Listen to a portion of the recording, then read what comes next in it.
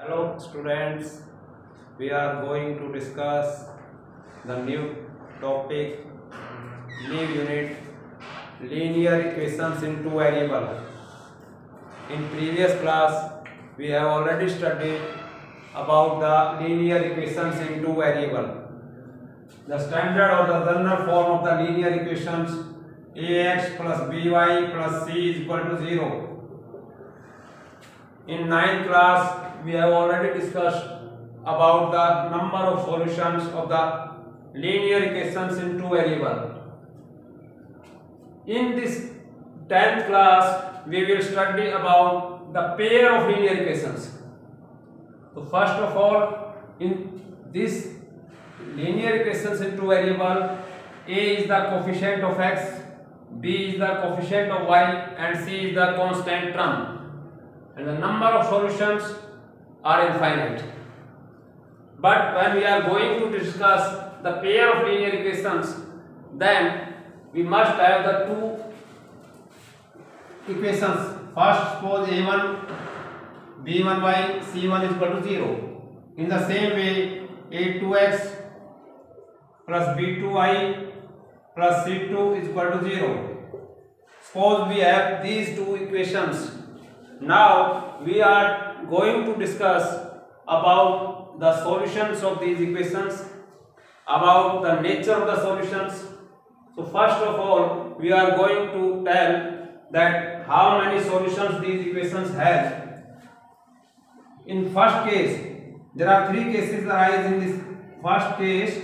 If a1 upon a2 is not equal to b1 by b2, then these equations has no solution. Then equations has one solution or unique solution.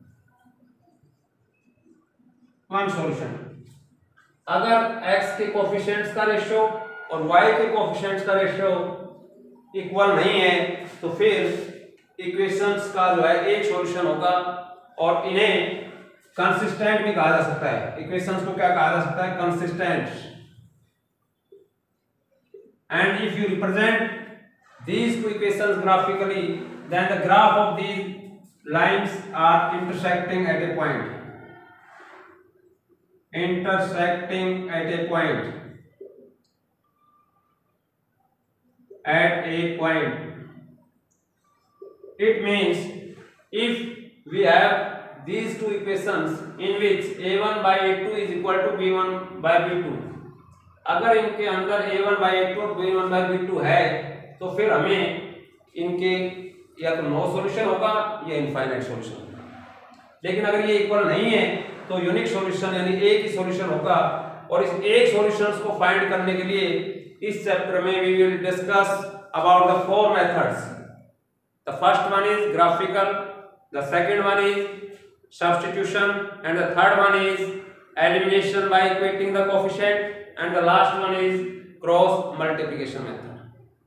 So first we are again going to discuss the second conditions or the case second. If a1 by a2 is equal to b1 by b2 is not equal to c1 by c2, अगर ये conditions arise होती है कि दो equations में a1 by a2 और b1 by b2 का ratio तो इक्वल है, लेकिन c1 by c2 का रेशियो इनके इक्वल नहीं है, तो फिर then system of equations has no solution. तो फिर इनके क्या है? no solutions, और इन्हें inconsistent कहा जाएगा. inconsistent. और ग्राफिकली अगर इनको रिप्रेजेंट करेंगे तो graph of these two lines parallel lines.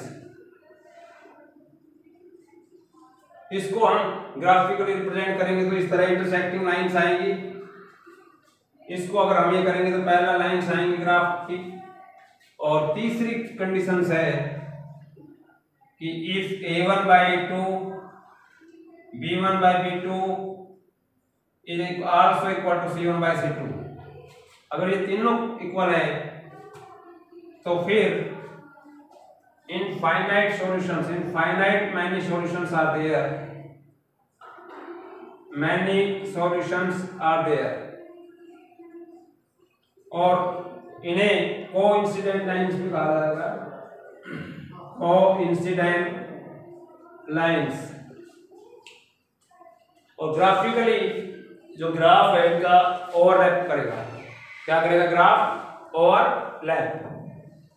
तो इस तरह से हमने ये दोनों कंडीशंस लीनियर इक्वेशंस को सॉल्व या उनका सॉल्यूशंस फाइंड करने के लिए पहले तीनों कंडीशंस चेक कर ली। अगर a1/a2 और b1/a2 इक्वल है तो फिर इसका एक सॉल्यूशन होगा और उसे सॉल्व हम करेंगे कि नीचे आर में से एक मेथड से। लेकिन अगर इनका कोई सॉल्यूशन नहीं है तो फिर हम इन्हें सॉल्व नहीं करेंगे, या इनफाइनाइट सॉल्यूशन है तो तब भी हम सॉल्व नहीं करेंगे। Just we have to write the answer और the solution of the equations.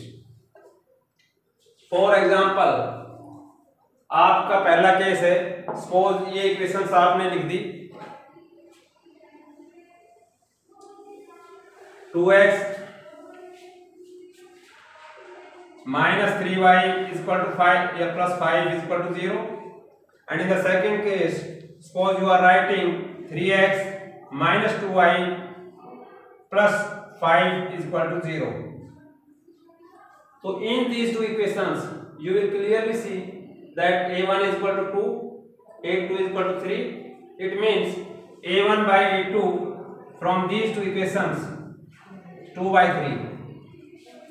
Similarly, if you want to find b1 by b2, then b1 by b2 is also equal to minus 3 upon minus 2, that is 3 by 2. Because this a1 by a2 is 2 by 3, b1 by b2 is 3 by 2, and these are not equal. It means ये condition arise यहाँ हो रही है और इन equations के एक solution इनका होगा। तो लिख देंगे आप because a1 upon a2 is not equal to in this case, so system of equations has a unique solution. Unique solutions. c1 by c2 देखने की जरूरत ही नहीं है अगर a1 by a2 और b1 by b2 इक्वल है। c1 by c2 कब देखना है? जब ये दोनों अनइक्वल की बजाय इक्वल हो। अगर ये अनइक्वल नहीं है, इक्वल है, तो फिर दो केस हो सकते हैं। For example again suppose we are writing the equations 2x minus 3y plus 5 is equal to 0. The second equation suppose we are writing 4x minus 6y plus 7 is equal to 0. So here you can easily see a1 by a2 is equal to 2 by 4, that is 1 upon 2. b1 by b2 is equal to minus 3 upon minus 6, means if you simplify these two again you will get 1 by 2. It means in this case a1 by a2 is also 1 by 2, b1 by b2 is 1 by 2. Now we have to see the third condition, that is c1 by c2, which is 5 by 7, constant term का ratio. तो यहाँ आप देख सकते हैं कि ये दो तो इक्वल है लेकिन c1 by c2 इक्वल नहीं है। इसका मतलब क्या कंडीशन अराइज हुई? a1 by a2 is equal to b1 by b2 but not equal to c1 by c2। तो ये कंडीशन यहाँ अराइज हुई। इसका मतलब इन सिस्टम ऑफ इक्वेशंस का कोई सॉल्यूशन नहीं है, नो सॉल्यूशन। और अगर इनका कोई सॉल्यूशन ही नहीं है तो हमें फाइंड भी नहीं करना है। मैं पहले कह चुका हूं कि इक्वेशंस का सॉल्यूशन फाइंड करने के लिए केवल यूनिक सॉल्यूशंस का केस हम डेवलप करेंगे। इन्हीं इक्वेशंस को मैं तीसरी कंडीशन में कन्वर्ट कर दूंगा। अगर मैं just we replace 5 by 7 suppose 5 by 10, अगर मैं इसको 5 by 10 लिख देता हूं तो फिर अब आपके पास a1 by a2 भी 1 by 2 है, b1 by b2 भी 1 by 2 है और c1 by c2 अब आपके पास हो जाएगा 5 by 10, मीन्स अगेन 1 by 2। तो from this 3 a1 by a2 is equal to b1 by b2 is also equal to c1 by c2। It means in this situation the system of equations has infinite many solutions. तो इसके equations के infinite solutions होंगे। तो सबसे पहले हमें pair of linear equations में यही पता करना है कि क्या इक्वेशंस का सॉल्यूशन है या नहीं है, क्योंकि हमने पहले का 9th क्लास में आपने सिर्फ एक linear equation in two variable पढ़ी थी।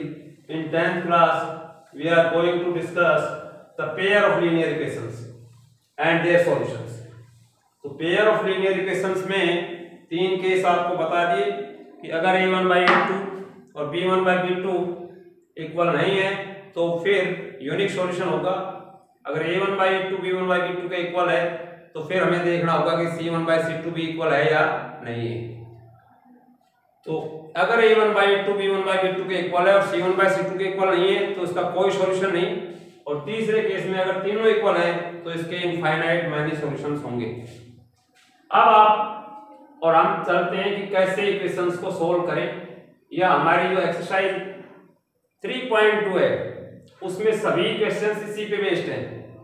या तो आपको ये बताना होगा कि इक्वेशंस कंसिस्टेंट है, इनकंसिस्टेंट है या कोइंसिडेंट है, या ये बताना होगा कि इसका यूनिक सॉल्यूशन है, इनफाइनाइट सॉल्यूशन है या नो सॉल्यूशन है, या ये बताना होगा कि ग्राफिकली इनको रिप्रेजेंट कैसे करें।